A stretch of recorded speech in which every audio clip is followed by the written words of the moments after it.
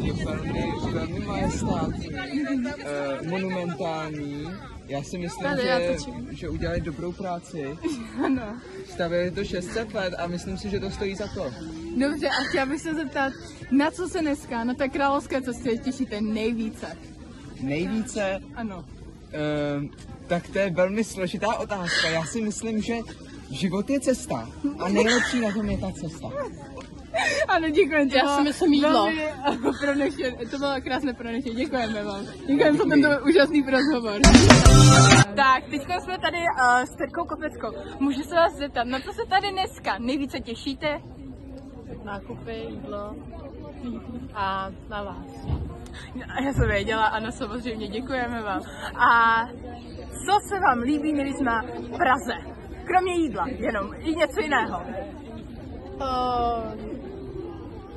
Řeka. Řeka, Zlato, ano, přesně tak, dobře. Tak děkujeme, toto bylo krásné pronešení od Terky Kopecké. Ahoj.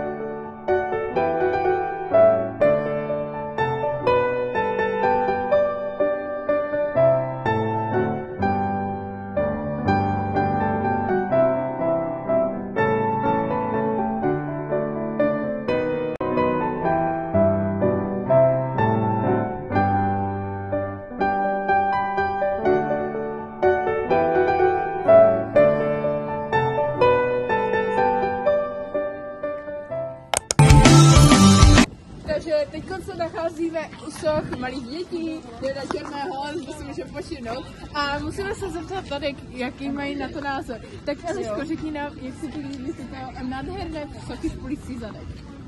Tak je to velice neobvyklá jako tady umělecká věc.